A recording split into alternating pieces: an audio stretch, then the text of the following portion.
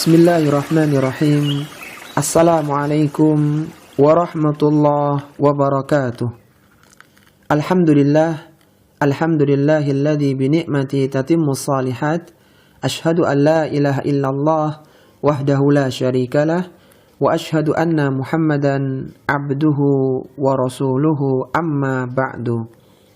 Sahabat kreatif yang semoga senantiasa dirahmati oleh Allah Subhanahu wa taala, di antara kenikmatan yang Allah Subhanahu wa taala anugerahkan kepada manusia adalah diberikan penglihatan, lisan, dan dua buah bibir kepada manusia. Allah Subhanahu wa taala berfirman di dalam Al-Qur'an, "Alam naj'al lahu 'ainain wa lisanan wa syafatain." Kata Allah Subhanahu wa taala, bukankah kami yang telah memberikan kepada manusia dua mata, lisan, dan dua buah bibir. Lisan merupakan anggota badan yang dengannya manusia berbicara dan mengungkapkan apa yang ada di dalam hatinya. Dan dua buah bibir yang membantu seseorang untuk berbicara, membantunya untuk makan, dan menjadi anggota yang memperindah wajah manusia tersebut.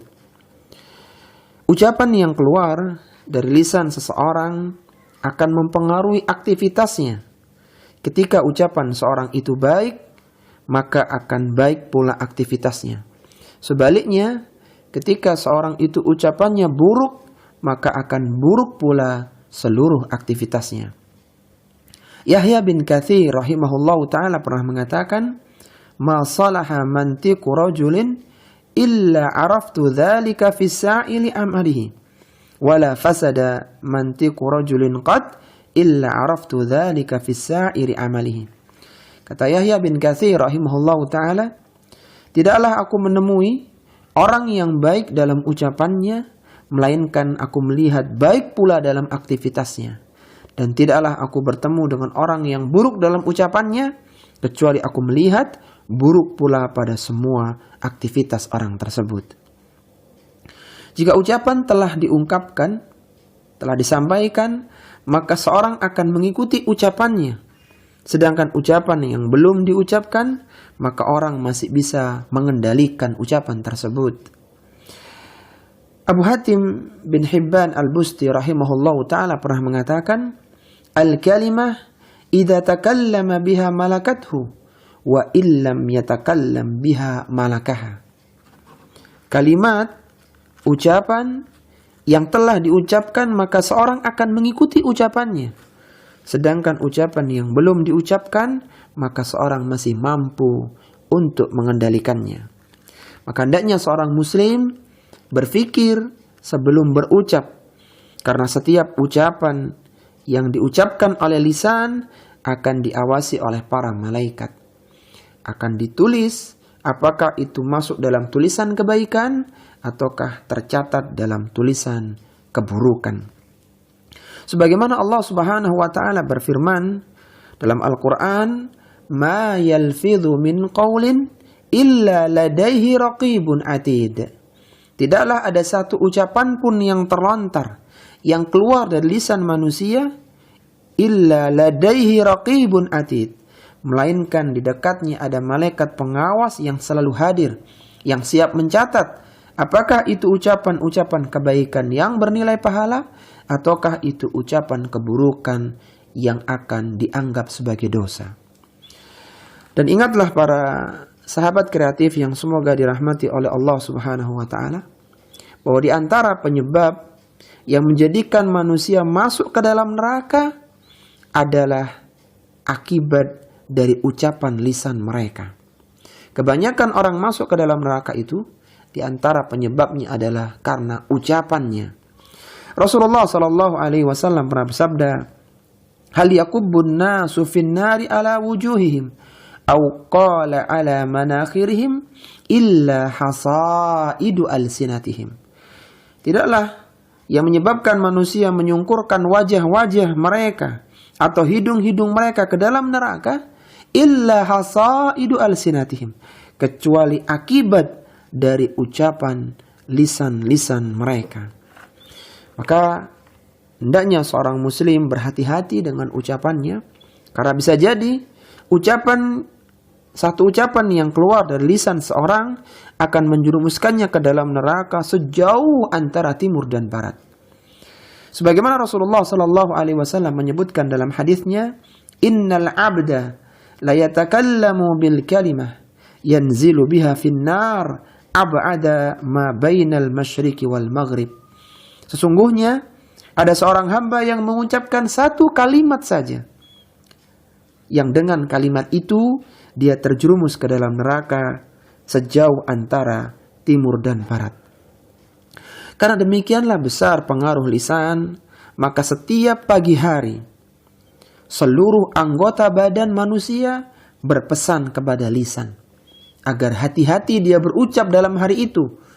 Karena ketika lisan salah dalam berucap, maka dampak dari kesalahan lisan akan dirasakan oleh seluruh anggota badan. Rasulullah sallallahu alaihi wasallam pernah bersabda, "Idza asbaha ibnu Adam fa innal a'dha'a kulluha tukaffiru lisan wa taqulu ittaqillaha fina fa inna nahnu bika fa in istaqamta istaqamna wa in wajadta iwajajna." Kata Rasulullah sallallahu alaihi wasallam, ketika anak Adam berada di pagi hari, maka semua anggota badan akan berkata kepada lisan, akan berpesan kepada lisan. Apa yang dia katakan? Ittaqillaha fina. Wahai lisan, bertakwalah engkau kepada Allah, karena kami tergantung kepadamu. Fa inna nahnu bika, kami tergantung kepadamu wahai lisan. Fa in istaqamta istaqamna. Kalau ucapanmu lurus, ucapanmu baik, ucapanmu benar, maka kami pun akan lurus. Wa ini wajajta wajajna. Ketika ucapanmu bengkok, ucapanmu keliru, ucapanmu salah, maka kami pun akan merasakan dampak kesalahannya.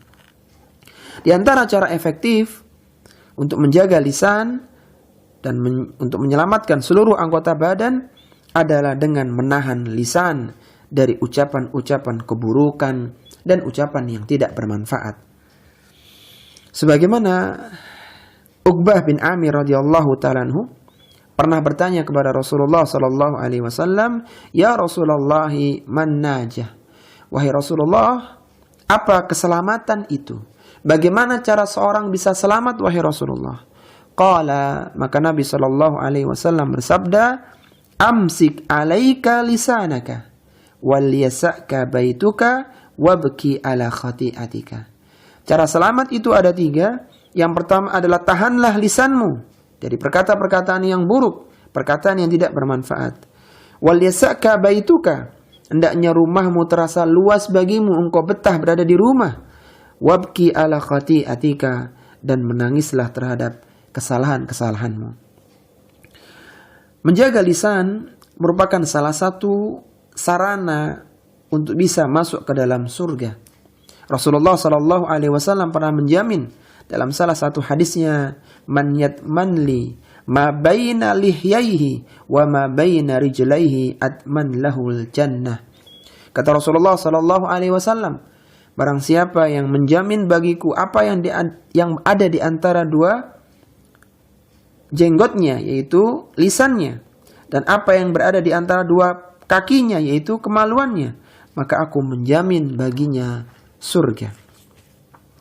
Sahabat kreatif yang semoga dirahmati oleh Allah Subhanahu wa taala, setelah kita tahu betapa urgennya, betapa pentingnya fungsi lisan bagi manusia, maka sekarang kita akan melihat beberapa dosa yang berpotensi dilakukan oleh lisan, yang kita perlu berhati-hati dan kita perlu menjauhinya. Yang pertama adalah mengucapkan ucapan kesyirikan dan kekufuran. Di antara ucapan yang masuk dalam kategori kesyirikan adalah mengucapkan atas kehendak Allah dan kehendak fulan.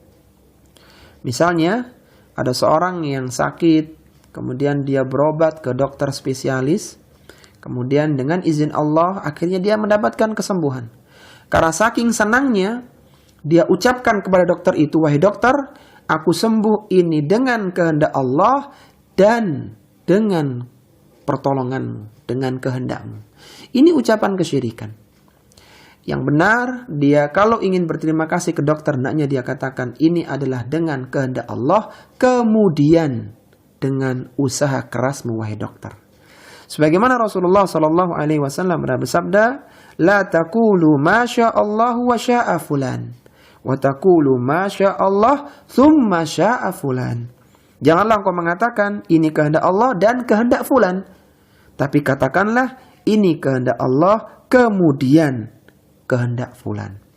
Menyebutkan kata dan di sini seolah-olah menjajarkan antara makhluk dengan Allah Subhanahu wa taala, dan itu merupakan bentuk kesyirikan. Yang berikutnya adalah peluang dosa lisan adalah melakukan sumpah palsu. Sumpah palsu adalah sumpah yang dusta dengan sengaja untuk mengambil hak orang lain untuk satu pengkhianatan dan dosa. Dan Rasulullah sallallahu alaihi wasallam pernah menyebutkan tentang sumpah palsu ini, wa mal yaminul ghamus. Apa itu sumpah palsu? Qala alladhi yaqtati'u ma lamri'in muslimin wa fiha kadhibun. Sumpah palsu adalah sumpah yang digunakan untuk mengambil harta orang lain, seorang muslim yang lainnya, padahal ia tahu bahwasanya dia dusta. Ketika terjadi perebutan barang, perebutan benda, seorang yang keliru, yang salah, dia bersumpah dan dia tahu itu dusta, maka ini masuk dalam kategori sumpah palsu. Dan sumpah palsu merupakan salah satu dosa besar. Kemudian yang ketiga, di antara dosa-dosa lisan adalah mencela dan menghina kaum muslimin. Mencela kaum muslimin adalah sebuah kefasikan. Sebagaimana Rasulullah sallallahu alaihi wasallam pernah bersabda, sibabul muslimi fusuqun wa qitaluhu kufrun. Mencela, menghina seorang muslim adalah bentuk kefasikan dan membunuhnya adalah kekufuran. Cukuplah seorang dikatakan buruk akhlaknya jika dia punya kebiasaan suka mencela orang lain. Dia punya kebiasaan suka menjelek-jelekan muslim yang lainnya. Kata Nabi sallallahu alaihi wasallam, bihasbi mri'im minasyarri an yahkira akhahul muslim. Cukuplah seorang dikatakan buruk akhlaknya ketika dia suka mencela saudaranya yang lainnya. Di antara ciri orang-orang yang beriman, ia tidak suka mencela orang lain, tidak suka berkata-kata kotor. Dia berhati-hati di dalam berucap. Sebagaimana Rasulullah sallallahu alaihi wasallam bersabda, "Laisal mu'min bit-ta'an walal la'an walal fahish walal badi."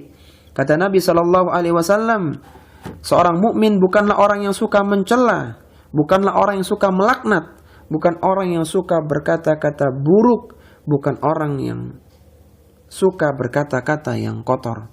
Seorang mukmin adalah orang yang baik ucapannya, yang lembut ucapannya, yang enak dengar oleh telinga manusia.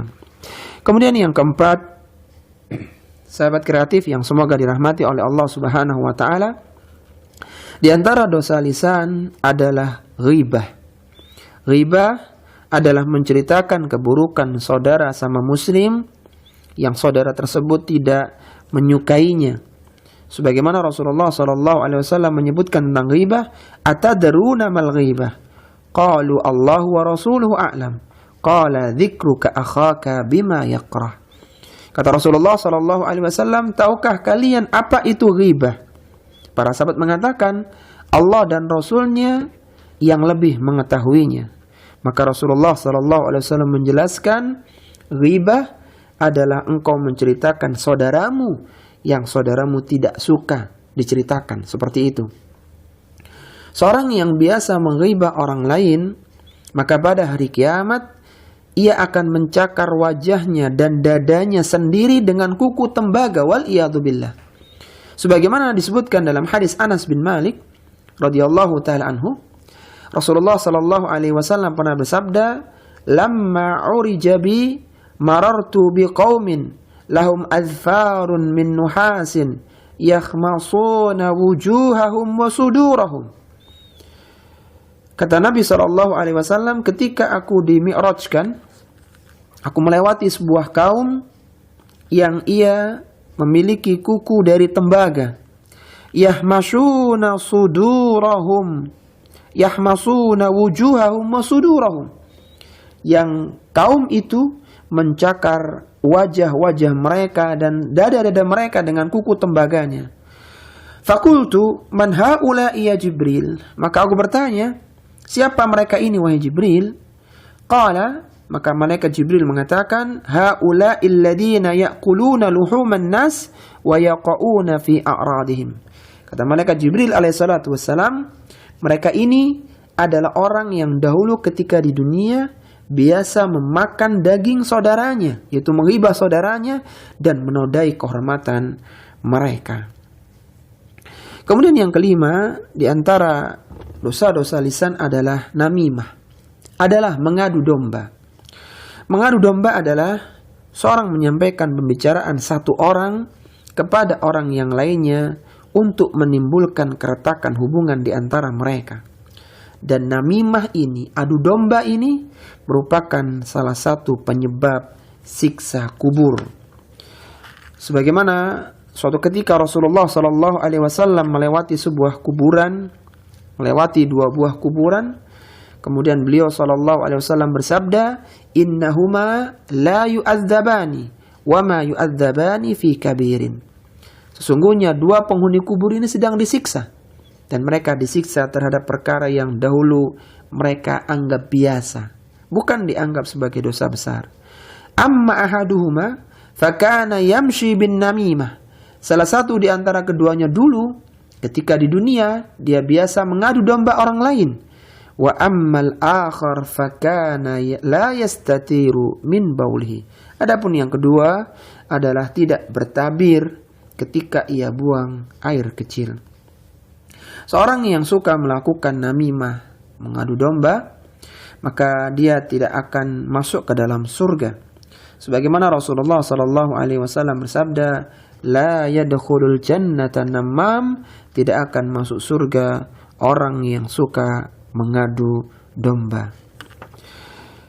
Para sahabat kreatif yang semoga dirahmati oleh Allah Subhanahu wa taala, hendaknya kita berhati-hati kepada seorang yang suka menyampaikan pembicaraan orang lain. Ketika ada seorang yang sukanya menceritakan fulan begini, fulan begitu, maka kita berhati-hati kepada orang ini. Kenapa? Karena bisa jadi hasil pembicaraan kita dengannya pun akan disampaikan kepada orang lain pula. Sebagaimana perkataan Al-Hasan Al-Basri rahimahullahu ta'ala, man naqala alaika hadithan fa'lam annahu yankulu ila ghairika hadithaka. Wahada mithlu qaulin nas man naqala ilaika naqala anka fahdharuh. Kata Al-Hasan Al-Basri rahimahullahu ta'ala, seorang tokoh tabi'in di Basrah, barang siapa yang menyampaikan satu pembicaraan kepadamu, maka ketahuilah bahwa ia pun akan menyampaikan pembicaraanmu kepada orang lain. Ini sebagaimana kata pepatah, orang yang bercerita kepadamu, niscaya ia akan bercerita tentangmu. Oleh karena itu, berhati-hatilah kepada orang yang seperti ini. Yang terakhir, sahabat kreatif yang semoga dirahmati oleh Allah Subhanahu wa taala, di antara dosa-dosa lisan adalah berdusta.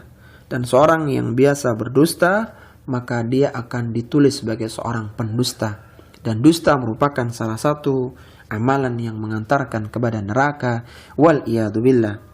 Rasulullah SAW pernah bersabda, innal kadhiba yahdi ilal fujur wa innal fujura yahdi ilal nar wa innar rajula la yakdzibu hatta yuktaba kadzaban. Sesungguhnya dusta menunjukkan kepada keburukan dan keburukan mengantarkan ke dalam neraka. Tidaklah ada seorang yang senantiasa berdusta kecuali akan dicatat di sisi Allah Subhanahu wa taala sebagai seorang pendusta. Ini sahabat kreatif yang bisa kita sampaikan pada kesempatan kali ini. Lisan adalah anggota yang penting bagi manusia. Ada dosa-dosa lisan yang perlu kita waspadai. Semoga kita dimudahkan untuk menjauhinya. Kita diberikan taufik untuk berkata yang mulia, berakhlak yang indah, sehingga kita pun menjadi manusia yang dicintai oleh Allah Subhanahu wa taala dan dicintai oleh manusia. Kurang lebihnya mohon maaf. Kita akhiri. Wassallallahu ala nabiyyina Muhammadin wa ala alihi wa sahbihi wasallam. Subhanakallahumma wa bihamdika asyhadu an la ilaha illa anta astaghfiruka wa atubu ilaik. Wa akhiru da'wana alhamdulillahi rabbil alamin. Wassalamu alaikum warahmatullahi wabarakatuh.